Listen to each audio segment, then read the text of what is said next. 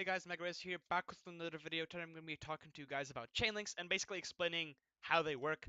Um, I know there's obviously a lot of you that already know how a chain link works, but for those who don't know, who actually don't know, because there are people who don't know how chain links work, I'll be here to explain that to you guys right now.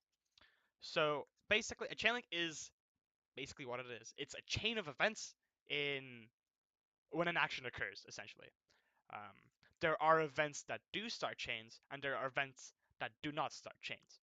Um, an event that does start a chain would be an effect, or of an effect of a card. For example, for this example, I'll be using pretty basic cards: Mobius the Forest Monarch and Balmus Hole. So in this example, the turn player um, special summons. Turn player means the player whose turn it is currently.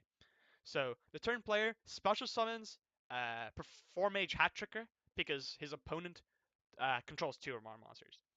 Um, this effect just happens. What that means is it does not start a chain. And what that means is it doesn't reveal itself in its hand. It's basically like a normal summon. It special summons itself from the hand, and then the opponent may or may not have a response to it with like a Solemn Warning, a Solemn Strike, etc. Um, Next, the player tributes the Hat Tricker to tribute summon uh, Mobius the Frost Monarch. Um, their opponent, does not have a response to the summon of Mobius, and since that the summon of Mobius is fine, its effect activates. So the turn player, the player who summoned the Mobius, targets two spells and traps on the field. Their opponent responds with Bottomless Trap Hole. So this chain link event is numbered depending on what action happened first. So the action that happened first is Mobius the Frost Monarch. This is the first card in the chain, so we call it Chain Link 1. This is the last card to resolve in the chain, which is pretty important. Chain Link 2 is Balma Hole. That basically means their opponent responded to the effect of Mobius with the summon slash effect of Mobius with Balma Hole. So since that the opponent and the turn player do not have a response to Balma Hole, Balma Hole resolves first, which means since that like both players have agreed nothing else is gonna happen. This resolves first, meaning but basically a chain resolves backwards. So since that this is chaining 2, this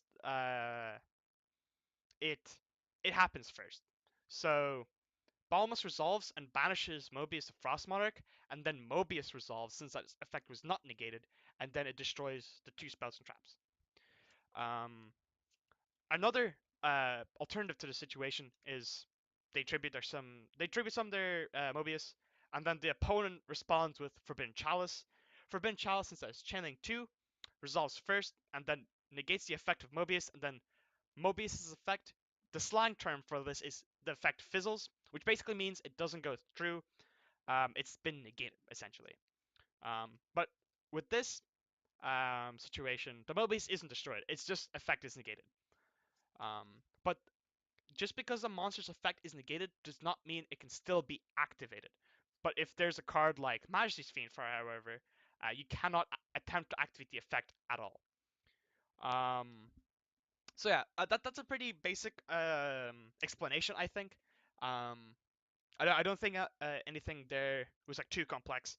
Obviously, when chain links get like more and more complex, like the more cards you like bring in, it can be a lot harder to dictate what happens. So hopefully this video kind of helped some of you guys struggling how to grasp how chain links really work. And I'll be sure to touch on more points in the future. So thank you guys for watching this video. Make sure to leave a like and comment if you like this video, and don't forget to subscribe down below. If you want to see some deck profiles that I did before. So I'll see you guys next time. Bye.